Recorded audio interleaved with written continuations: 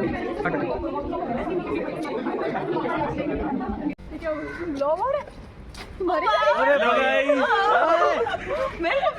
ही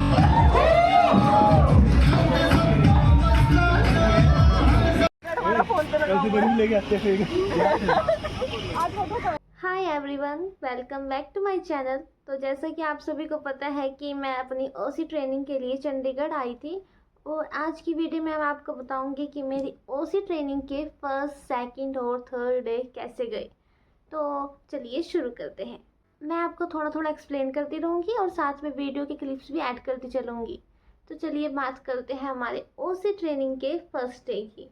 तो first day की class में ही मैं लेट हो गई थी। मुझे पहुंचना था 7 बजे और मैं वहां पर पहुंची 7:40 पर, क्योंकि नई सीटी थी और मुझे यहाँ की बस के टाइमिंग के बारे में इतना कुछ पता भी नहीं था, तो मैं लेट हो गई थी।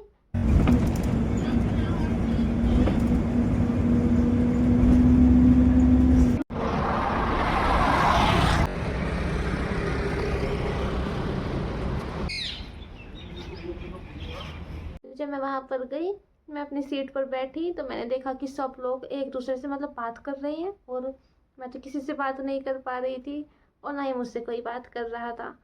क्योंकि इसका एक रीज़न आई थिंक ये हो सकता है कि वो जल्दी आ गए थे। वो सभी बच्चे 7 बजे से पहले आ गए थे, तो उनका हेलो हाय वगैरह हो गया था और मैं लेट गई थी तो मुझसे उनका इतना इंटरेक्शन नहीं हो पाया। मैं यही सोच रही थी, फिर मैंने थोड़ी बहुत वीडियो वगैरह बनाई।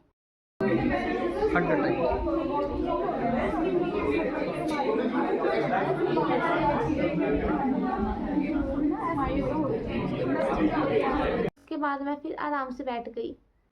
मैंने सोचा कि यहाँ पर तो मेरे दोस्त वगैरह नहीं बनने वाले। सब लोग कहते हैं कि उसी ट्रेनिंग में फ्रेंड्स बन जाएंगे, पर नहीं बनते, रियलिटी अलग होती है। मैंने यही सोचा, लेकिन ये बात जब बदल गई जब हमारी फैकल्टी आई, रितु शर्मा मैम, वो बहुत अच्छी फैकल्टी है।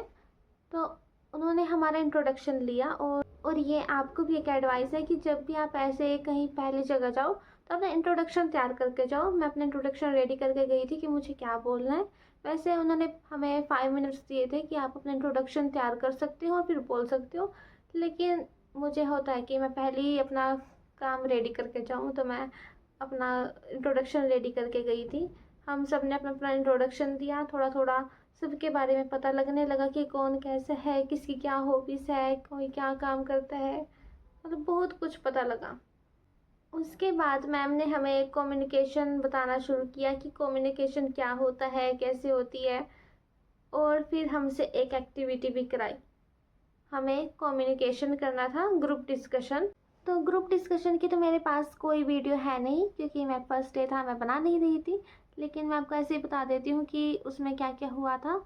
हमें मैम ने बोला था कि आपको बताना है कि आपकी कंपनी अपने एम्प्लॉयज़ को पिकनिक पर ले जा रही है, लेकिन ये इनफॉर्मल होना चाहिए कि उससे पता ना चले कि हमारा मैसेज क्या है, कि हमें पिकनिक कहाँ जाना है, कैसे जाना है, कुछ भी पता नहीं लगना चाहिए। थोड़ा फ़नी वे में हमें बताना था और साथ में हमें बॉलीवुड सॉन्ग्स वगैरह भी ऐड करने थे। तो ये तो हमने दे दिया, लेकिन इसका फ़ायदा ये हुआ कि मैम ने जो हमारा ग्रुप बनाया था इस एक्टिविटी के लिए, तो वो सब हमारे दोस्त बन गए। यस, फर्स्ट डे हमारे दोस्त बन गए और हमारे ग्रुप में 7 to 8 मेंबर्स हो गए थे। उस एक्टिविटी से हम एक दूसरे के बारे में थोड़ा थोड़ा कुछ पता लग ही गया था। तो हमने सोचा कि चलो अब हम थोड़ा घूमने चलते हैं, क्योंकि हमारा जब फर्स्ट लेक्चर होता है उसके बाद हमारे पास थोड़ा सा टाइम होता है कि हम उस टाइम को कैसे भी यूटिलाइज़ कर ले। तो हमने सोचा कि चलो हम बाहर थोड़ा आउटिंग करके आते हैं।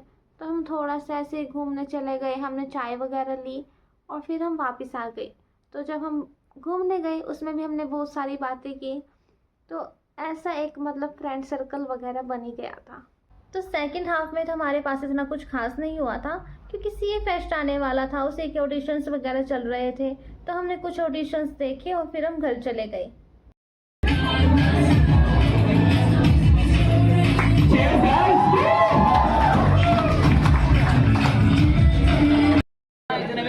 आज ना शाम को आना पड़ेगा प्रैक्टिस के लिए रैंप वॉक के लिए। ऐसा कुछ नहीं है, क्यों क्यों बोला? हमें तो अब बात करते हैं हमारे ओसी ट्रेनिंग के डे 2 की। तो डे 2 में हमारे पास आई थी अभियांचल मैम। और वो बहुत ही ज़्यादा स्वीट मैम है। उनकी क्लास में कोई बच्चा बोर हो ही नहीं सकता और वो ज़्यादातर एक्टिविटीज़ वगैरह ही कराती थी।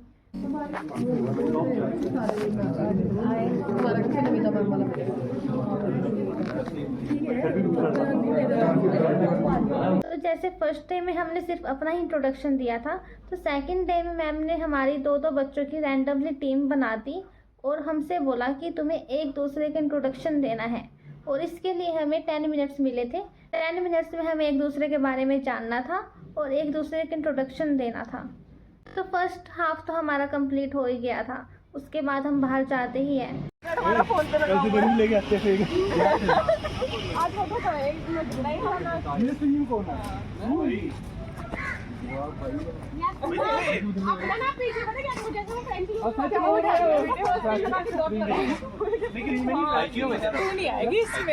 करूँगी अपने भी।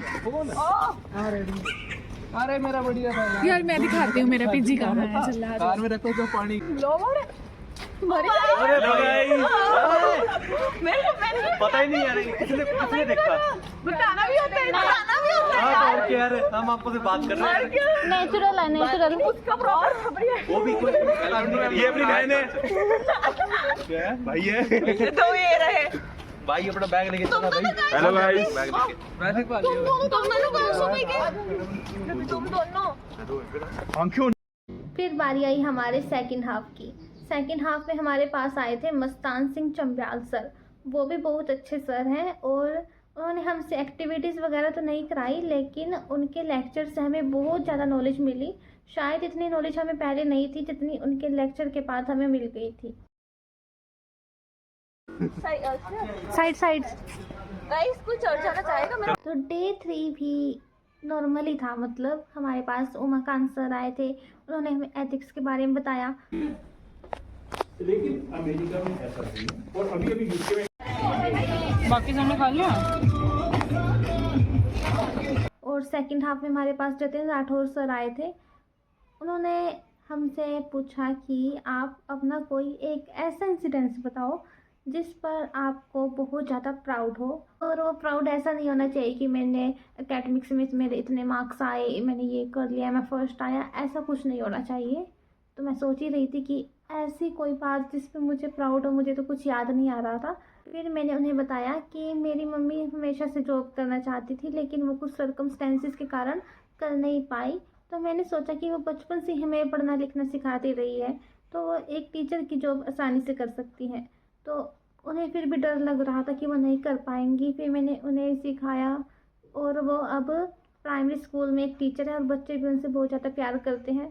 तो इस बात पर उन्होंने बहुत क्लैपिंग करी। तो आई थिंक ये एक प्राउड मोमेंट है जिस पर मैं प्राउड कर सकती हूँ। तो मैंने तो उस टाइम यही बताई थी, जो दिमाग में आया बस वही बता दिया। तो इसी के साथ हमारी आज की वीडियो ख़त्म होती है।